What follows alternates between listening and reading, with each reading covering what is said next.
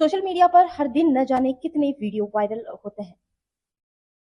Content ऐसे होते हैं जिन्हें लोग देखते हैं और बिना सोचे समझे आगे भेज देते हैं। लेकिन जब बात उन मुद्दों की आती है जो सच में हमारे भविष्य को तय करता है, तो अक्सर वही बातें भीड़ के शोर में कहीं दब कर रह जाता है। आज कुछ लोग ऐसे ही एक सच्चाई दिखाने की कोशिश कर रहे हैं, क्योंकि हिमालय जल रहा है और इसकी चीख शायद उस तरह की नहीं सुनाई जा रही जैसे सुनी जानी चाहिए।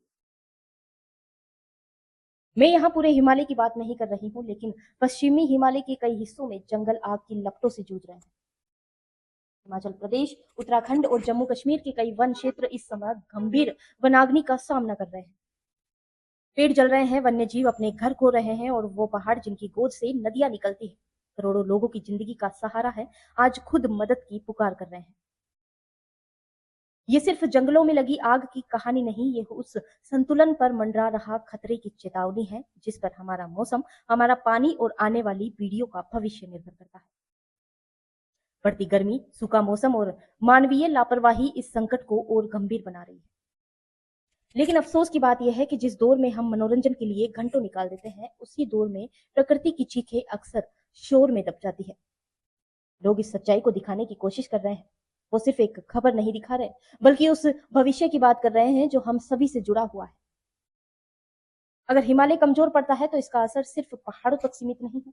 इसका असर हमारी नदियों पर पड़ेगा, हमारे मौसम पर पड़ेगा और उन करोड़ों लोगों की जिंदगी पर पड़ेगा जो किसी न किसी रूप से हिमालय पर निर्भर करता है।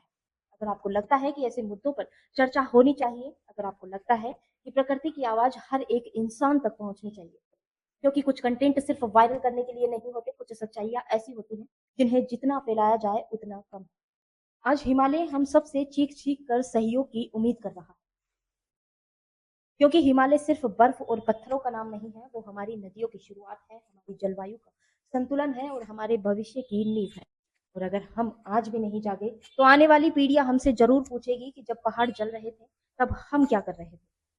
हो सकता है कि हम खुद जाकर इन जंगलों की आग नहीं बुझा सकते, लेकिन जंगलों और पर्यटक स्थलों पर लापरवाही से आग नहीं फैलने देना हमारी जिम्मेदारी है।